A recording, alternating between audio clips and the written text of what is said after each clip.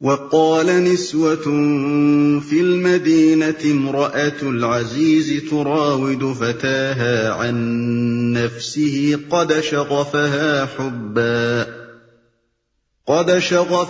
حبا إنا لنراها في ضلال مبين۔ شہر کی عورتیں آپس میں چرچا کرنے لگیں کہ عزیز کی بیوی اپنے نوجوان غلام کے پیچھے پڑی ہوئی ہے، محبت نے اس کو بے قابو کر رکھا ہے، ہمارے نزدیک تو وہ صریح غلطی کر رہی ہے۔ فلما سمعت بمكرهن أرسلت إليهن وأعتدت لهن متكئا وآتت كل واحدة منهن سكينا وقالت اخرج عليهن فلما رأينه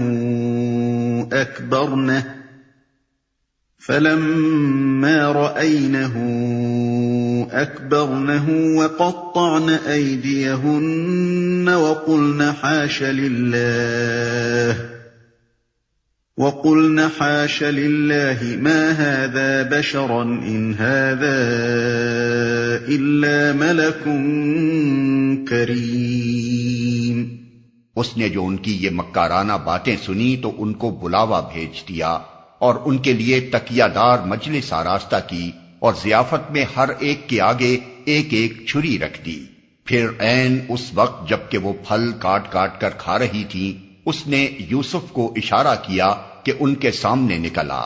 جب ان عورتوں کی نگاہ اس پر پڑی تو وہ دنگ رہ گئیں اور اپنے ہاتھ کاٹ بیٹھیں اور بے ساختہ پکار اٹھیں، حاشا للہ، یہ شخص انسان نہیں ہے، یہ تو کوئی بزرگ فرشتہ ہے۔ ان کے لیے تکیہ دار مجلس آراستہ کی، یعنی ایسی مجلس جس میں مہمانوں کے لیے تکیے لگے ہوئے تھے۔ مصر کے آثار قدیمہ سے بھی اس کی تصدیق ہوتی ہے کہ ان کی مجلسوں میں تکیوں کا استعمال بہت ہوتا تھا۔ بائبل میں ضیافت کا کوئی ذکر نہیں ہے، البتہ تلمود میں یہ واقعہ بیان کیا گیا ہے، مگر وہ قرآن سے بہت مختلف ہے۔ قرآن کے بیان میں جو زندگی، جو روح، جو فطریت اور جو اخلاقیت پائی جاتی ہے، اس سے تلمود کا بیان بالکل خالی ہے۔ قالت فذلكن الذي لمتنني فيه ولقد راودته عن نفسه فاستعصم ولئن لم يفعل ما آمره ليسجنن وليكون من الصاغرين۔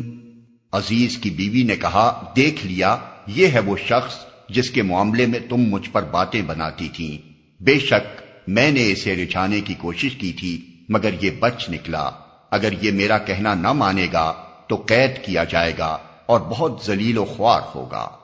اس سے اندازہ ہوتا ہے کہ اس وقت مصر کے اونچے طبقوں کی اخلاقی حالت کیا تھی۔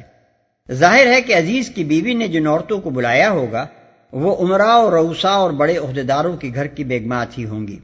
ان عالی مرتبہ خواتین کے سامنے وہ اپنے محبوب نوجوان کو پیش کرتی ہے اور اس کی خوبصورت جوانی دکھا کر انہیں قائل کرنے کی کوشش کرتی ہے کہ ایسے جوان رانا پر میں مر نہ مٹتی تو اور آخر کیا کرتی۔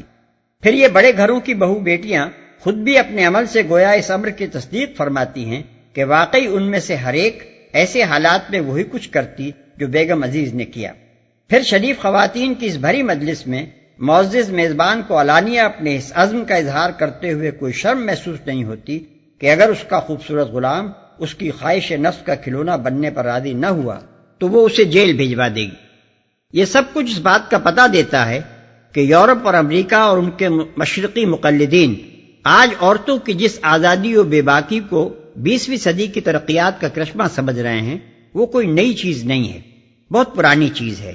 دقیانوس سے سینکڑوں برس پہلے مصر میں یہ اسی شان کے ساتھ پائی جاتی تھی جیسی آج اس روشن زمانے میں پائی جا رہی ہے۔ قال رب السجن احب الی مما يدعوننی الیہ والا تصرف عنی کیدہن اصب الیہن واکن من الجاہلین۔ یوسف نے کہا، اے میرے رب، قید مجھے منظور ہے بنسبت اس کے کہ میں وہ کام کروں جو یہ لوگ مجھ سے چاہتے ہیں، اور اگر تو نے ان کی چالوں کو مجھ سے دفع نہ کیا تو میں ان کے دام میں پھنس جاؤں گا اور جاہلوں میں شامل ہو رہوں گا۔ یہ آیات ہمارے سامنے ان حالات کا ایک عجیب نقشہ پیش کرتی ہیں جن میں اس وقت حضرت یوسف علیہ السلام مبتلا تھے۔ 19-20 سال کا ایک خوبصورت نوجوان ہے جو بدویانہ زندگی سے بہترین تندرستی اور بھری جوانی لیے ہوئے آیا ہے۔ غریبی، جلاوطنی اور جبری غلامی کے مراحل سے گزرنے کے بعد قسمت اسے دنیا کی سب سے بڑی متمدن سلطنت کے پائے تخت میں ایک بڑے رئیس کے ہاں لے آئی ہے۔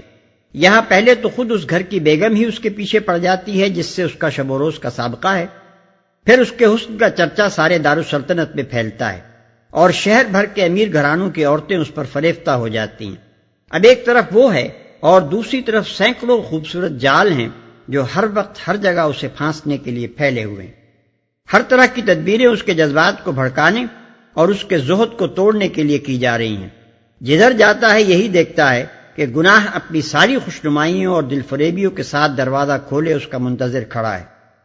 کوئی تو فجور کے مواقع خود ڈھونڈتا ہے، مگر یہاں خود مواقع اس کو ڈھونڈ رہے ہیں اور اس طاق میں لگے ہوئے ہیں کہ جس وقت بھی اس کے دل میں برائی کی طرف ادنا میلان پیدا ہو وہ فوراً اپنے آپ کو اس کے سامنے پیش کر دیں۔ رات دن کے 24 گھنٹے وہ اس خطرے میں بسر کر رہا ہے کہ کبھی ایک لمحے کے لیے بھی اس کے ارادے کی بندش میں کچھ ڈھیل آ جائے تو وہ گناہ کے ان بے شمار دروازوں میں سے کسی میں داخل ہو سکتا ہے جو اس کے انتظار میں کھلے ہوئے ہیں۔ اس حالت میں یہ خدا پرست نوجوان جس کامیابی کے ساتھ ان شیطانی ترغیبات کا مقابلہ کرتا ہے وہ بجائے خود کچھ کم قابل تعریف نہیں ہے، مگر ضبط نفس کے اس حیرت انگیز کمال پر عرفان نفس اور طہارت فکر کا مزید کمال یہ ہے کہ اس پر بھی اس کے دل میں کبھی یہ متکبرانہ خیال نہیں آتا کہ واہ میں کیسی مضبوط ہے میری سیرت، کہ ایسی ایسی حسین اور جوان عورتیں میری گرویدہ ہیں اور پھر بھی میرے قدم نہیں پھسلتے۔ اس کے بجائے وہ اپنی بشری کمزوریوں کا خیال کر کے کانپ اٹھتا ہے اور نہایت عاجزی کے ساتھ خدا سے مدد کی التجا کرتا ہے کہ اے رب میں کمزور انسان ہوں، میرا اتنا بلبوتا کہاں کہ ان بے پناہ ترغیبات کا مقابلہ کر سکوں، تو مجھے سہارا دے اور مجھے بچا، ڈرتا ہوں کہ کہیں میرے قدم پھسل نہ جائیں۔ در حقیقت یہ حضرت یوسف علیہ السلام کی اخلاقی تربیت کا اہم ترین اور نازک ترین مرحلہ تھا۔ دیانت، امانت، عفت، حق شناسی، راست روی، انضباط اور توازن ذہنی کی غیر معمولی صفات جو اب تک ان کے اندر چھپی ہوئی تھیں اور جن سے وہ خود بھی بے خبر تھے، وہ سب کی سب اس شدید آزمائش کے دور میں ابھر آئیں، پورے زور کے ساتھ کام کرنے لگیں اور انہیں خود بھی معلوم ہو گیا کہ ان کے اندر کون کون سی قوتیں موجود ہیں اور وہ ان سے کیا کام لے سکتے ہیں۔ فاستجاب له ربه فصرف عنه كيدهن إنه هو السميع العليم۔ اس کے رب نے اس کی دعا قبول کی اور ان عورتوں کی چالیں اس سے دفع کر دیں، بے شک وہی ہے جو سب کی سنتا اور سب کچھ جانتا ہے۔ اور ان عورتوں کی چالیں اس سے دفع کر دیں۔ دفع کرنا اس معنی میں ہے کہ یوسف علیہ السلام کی سیرت صالحہ کو ایسی مضبوطی بخش دی گئی جس کے مقابلے میں ان عورتوں کی ساری تدبیریں ناکام ہو کر رہ گئیں۔ نیز اس معنی میں بھی ہے کہ مشیت الہی نے جیل کا دروازہ ان کے لیے کھلوا دیا۔ ثم بدا لهم من بعد ما رأوا الآيات ليسجننه حتى حين۔ پھر ان لوگوں کو یہ سوچی کہ ایک مدت کے لیے اسے قید کر دیں، حالانکہ وہ اس کی پاک دامنی اور خود اپنی عورتوں کے برے اطوار کی صریح نشانیاں دیکھ چکے تھے۔ اس طرح حضرت یوسف علیہ السلام کا قید میں ڈالا جانا در حقیقت ان کی اخلاقی فتح اور مصر کے پورے طبقہ امراء و حکام کی اخلاقی شکست کا اتمام و اعلان تھا۔ اب حضرت یوسف علیہ السلام کوئی غیر معروف اور گمنام آدمی نہ رہے تھے، سارے ملک میں اور کم از کم دارالسلطنت میں تو عام و خاص سب ان سے واقف ہو چکے تھے۔ جس شخص کی دلفریب شخصیت پر ایک دو نہیں، اکثر و بیشتر بڑے گھرانوں کی خواتین فریفتہ ہوں اور جس کے فتنہ روزگار حسن سے اپنے گھر بگڑتے دیکھ کر مصر کے حکام نے اپنی خیریت اسی میں دیکھی ہو کہ اسے قید کر دیں، ظاہر ہے کہ ایسا شخص چھپا نہیں رہ سکتا تھا۔ یقیناً گھر گھر اس کا چرچا پھیل گیا ہوگا۔ عام طور پر لوگ اس بات سے بھی واقف ہو گئے ہوں گے کہ یہ شخص کیسے بلند اور مضبوط اور پاکیزہ اخلاق کا انسان ہے، اور یہ بھی جان گئے ہوں گے کہ اس شخص کو جیل اپنے کسی جرم پر نہیں بھیجا گیا ہے، بلکہ اس لیے بھیجا گیا ہے کہ مصر کے امراء اپنی عورتوں کو قابو میں رکھنے کے بجائے اس بے گناہ کو جیل بھیج دینا زیادہ آسان پاتے تھے۔ اس سے یہ بھی معلوم ہوا کہ کسی شخص کو شرائط انصاف کے مطابق عدالت میں مجرم ثابت کیے بغیر بس یوں ہی پکڑ کر جیل بھیج دینا بے ایمان حکمرانوں کی پرانی سنت ہے۔ اس معاملے میں بھی آج کے شیاطین 4000 برس پہلے کے اشرار سے کچھ بہت زیادہ مختلف نہیں ہیں۔ فرق اگر ہے تو بس یہ کہ وہ جمہوریت کا نام نہیں لیتے تھے، اور یہ اپنے ان کرتوتوں کے ساتھ یہ نام بھی لیتے ہیں۔ وہ قانون کے بغیر اپنی غیر قانونی حرکتیں کیا کرتے تھے، اور یہ ہر ناروا زیادتی کے لیے پہلے قانون بنا لیتے ہیں۔ وہ صاف صاف اپنی اغراض کے لیے لوگوں پر دسترازی کرتے تھے، اور یہ جس پر ہاتھ ڈالتے ہیں اس کے متعلق دنیا کو یقین دلانے کی کوشش کرتے ہیں کہ اس سے ان کو نہیں بلکہ ملک اور قوم کو خطرہ تھا۔ غرض وہ صرف ظالم تھے، یہ اس کے ساتھ جھوٹے اور بے حیا بھی ہیں۔